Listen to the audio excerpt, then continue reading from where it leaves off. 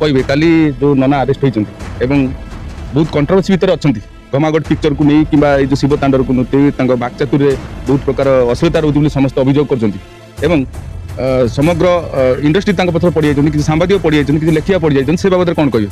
এই যে কহিলে আপনার সমস্ত সাংবাদিক সমস্ত লেখিকা এগুলা আজ্ঞা মিছ এইভাবে কইকি আপনার সবু সাংবাদিককে দোষী করছেন সবু সাংবাদিক নুহতি আজ্ঞা কিছু অভদ্র আর লেখিকা যে কহিলে কিছু অভদ্র এইমানে হি যোড়ি যে খ্রিস্টিয়ান পাখু পয়সা নেইকি চলুচ্ছেন সেইমানে আজ্ঞা তাকে এগনেস্টরে বাহুচ্ছেন কাই আপনার দেখুন ভাল ভাল সাংবাদিক ভাল ভাল লেখিকা তাকে সপোর্টে লেখুচ্ছেন যে খ্রিস্টিয়ান পাখু পয়সা নেই এসব ধন্দা করছেন এসব চালছি আজ্ঞা খ্রিস্টিয়ান এগনেস্ট যেবেঠু ননা বাহারে তা পরঠু এসব ধন্দা চালছে যেতবে পর্যন্ত খ্রিস্টিয়ান এগনেস্টরে কিছু ন কইলে সেতলে কিছু নথিলা সেই समस्त प्रेज नमस्कार मुझे आप देखुं जेपी ओडिया आप समस्त जेपी ओडिया चैनल स्वागत करे प्रिय माने चैनल को जदि प्रथम थर आसी आम चैनल को सब्सक्राइब कर बेल आइकन प्रेस करूँ जहाद्वारा आगामी प्रत्येक दिन वीडियो आपण मैंने पाइपर मत विगत दिन गत काली तपी मिश्र सान भाई बोली मत बहुत लोक मैंने वीडियो शेयर कले तापर मुझे काली देखी बोली भावी देखिली ना से वीडियो गुड़ा सो आज जो मॉर्निंग रे देखुची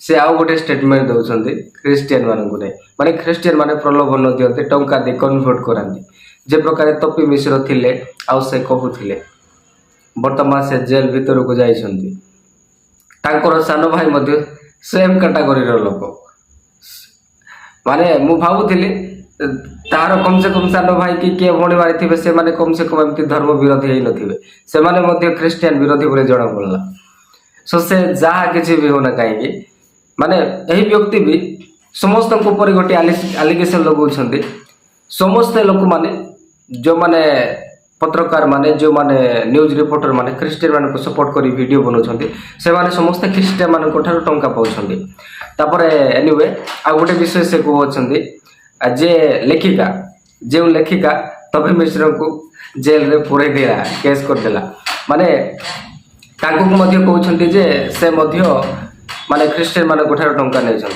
वाह माने जे कोनोसी व्यक्ति जदि ख्रिस्टियन सपोर्ट रे किछि कहि देला माने से माने ख्रिस्टियन मान को ठारो टंका पाउछंती एही प्रकार मिथ्या आरोप ख्रिस्टियन मान को ऊपर एमाने लगाउछंती तबे एमान को अति सुंदर भाव रे तपी मिश्र को आउ तांकर भाई को आउ जेते जण एही प्रकार ख्रिस्टियन मान को एलिगेशन लगाउछंती जे से पत्रकार ख्रिस्टियन मान को ठारो टंका नै केमिति कथा कहउछंती सेमिति कथा कहउछंती बोली से मध्य जवाब देइछंती मीडिया माध्यम रे आपण से वीडियो को देखंतु तापरे आगु का माने आलोचना करिया मत आप ख्रिस्टियन धर्मावलम्बी कहींपारे आप प्रमाणित करेंगे जो ख्रिस्टियन धर्मावलम्बी बोली किंतु कौ जगह जब आप पाँच कौटी भी ख्रिस्टियन धर्म को प्रोत्साहन देती कि अन्य कौन धर्म ठू टंका आनी आप प्रमाणित करेंगे कैन यू प्रूव इट तबे वर्तमान तो आपण माने वीडियो माध्यम रे देखिले से दीदी जनक कहउछंती तम पाखरे कोन प्रूफ अछि तमे कोन जवाब दे पारिबो तमे कोन कहि पारिबो जे मु ख्रिस्टियन मान को ठारो टंका नै अछि मु जने ख्रिस्टियन बोली अति सुंदर भाव रे जवाब दैछंती एमान को पाखरे प्रमाण कोन रहिबो एमाने वर्ष वर्ष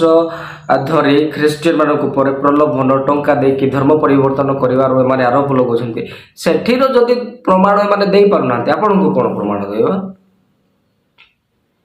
आपण तो गोटे दुई दिन हेबो कि सप्ताहटे दुई सप्ताह कि मासटे होथिबो आपण को पछरे तांग पड़छंती जो मानन को पछरे ख्रिस्टियन मान को पछरे माने वर्ष वर्ष धरी प्रलोभन रो आरोप लगाउछंती टंका दे धर्म परिवर्तन करिवार आरोप लगाउछंती तार प्रमाण माने दे पारुनांती तो एमानकर गोटे उद्देश्य ला मुहरे जहा बाहरिला ताहा कहबा जहा भाबिले ताहा कहबे कोनोसी ऑथेंटिसिटी किबा कोनोसी मानक पाखरे प्रमाण नथिबो जदि गोटे कथा जदि कहा हो सफा सफा कहले एमाने हस रे कथा कहती ना एमाने गोटे कुआडे नासा नासा हेइके माने कोन करंती जहा बकिले जने मधुआ जेमिति निज हस रे न थाए से निशा रे थाए जहा किछ भी कहि दे एमाने सेमिति परे प्रमाण मागिला परे ना हम पाखरे प्रमाण नाय बोली कहि थिले तो देखेबे आज पर्यंत ख्रिस्टियन मान ऊपर गोटे आरोप लगे लगे आसुअछंती जे ताहा धर्म परिवर्तन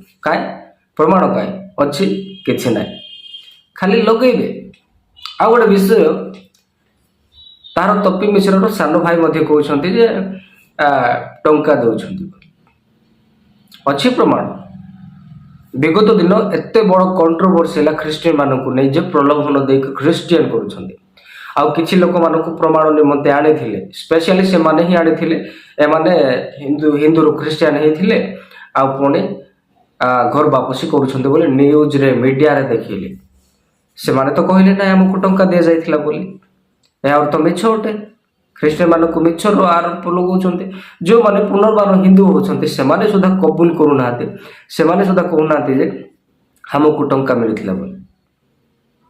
ପ୍ରମାଣ ମିଳିଗଲା ନା। ଲାଷ୍ଟ ଏମାନେ ହିଁ ବାୟା ହେଇଗଲେ ଯେ ମାନେ ଆରେ ଆମେ ତ ଭାବୁଥିଲୁ ଟଙ୍କା ଦେଇକି, କିନ୍ତୁ ଟଙ୍କା ଦିଆଯାଏ ନାହିଁ। ଓକେ, ଆଜି ସମସ୍ତେ ଖ୍ରୀଷ୍ଟିଆନ ମାନେ ଲୋକମାନେ ଯୀଶୁଙ୍କୁ କାହିଁକି ବିଶ୍ୱାସ କରୁଛନ୍ତି? ଜଣେ ଭୁଲରେ ବସି ପାରିବ ଗୋଟେ ଖରାପ ରାସ୍ତାରେ, କିମ୍ବା 2 ଜଣ କିମ୍ବା 3 ଜଣ କିମ୍ବା 5 ଜଣ।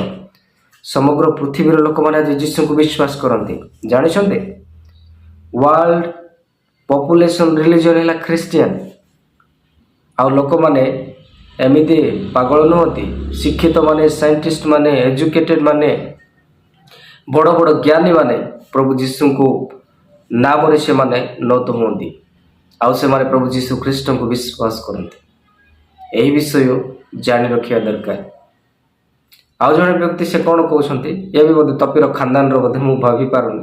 ସେ କ'ଣ କହୁଛନ୍ତି, ମିଥ୍ୟାର ଅନ୍ୟ ନାମ ବାଇବଲ। ଆଉ ଗୋଟେ ବିଷୟ ସେ କ'ଣ କହୁଛନ୍ତି, ମିଥ୍ୟାର ଅନ୍ୟ ନାମ ବାଇବଲ ଆଉ ଶୈତାନର ଅନ୍ୟ ନାମ ହେଲା ଯୀଶୁ। ଟିକେ ଭିଡ଼ିଓ ଦେଖନ୍ତୁ। ଯୀଶୁ ହେଉଛନ୍ତି ଗୋଟେ ଶୈତାନ। ବାଇବେଲ ହେଉଛି ମିଥ୍ୟା। ମିଥ୍ୟାର ଅନ୍ୟ ନାମ ହେଉଛି ବାଇବେଲ, ଆଉ ଶୈତାନ ଅନ୍ୟ ନାମ ହେଉଛି ଯୀଶୁ। ଓରେ ବାପୁ, ନିଜ ଶାସ୍ତ୍ର ବିଷୟ କେବେ ଜାଣିଛୁ? ପଢ଼ିଛୁ?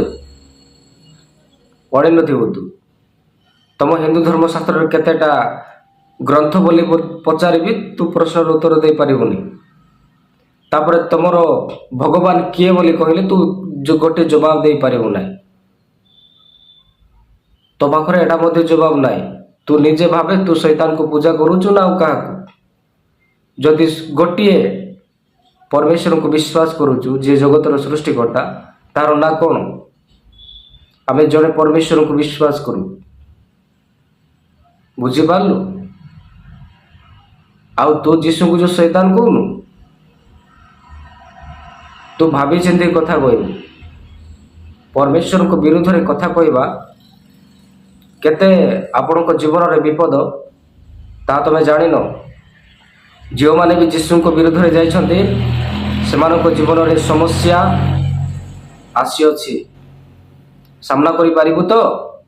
ଭାବି ଚିନ୍ତିକି ଯୀଶୁଙ୍କ ବିଷୟରେ କହିବ ଯେକୌଣସି ବ୍ୟକ୍ତି।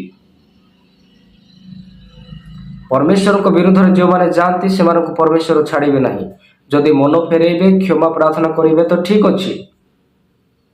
ଆଉ ପରମେଶ୍ୱରଙ୍କ ବିରୁଦ୍ଧରେ ଯେଉଁମାନେ ଯାଇଛନ୍ତି, ପରମେଶ୍ୱର ତାଙ୍କୁ କେବେ ଛାଡ଼ିବେ ନାହିଁ। ସମ୍ଭାଳି ପାରିବ ତ? ପରମେଶ୍ୱର ହାତ ଗୋଡ଼ ଦେଇଛନ୍ତି, ମୁଖ ଦେଇଛନ୍ତି, ଭଲ ବିଷୟ କୁହ।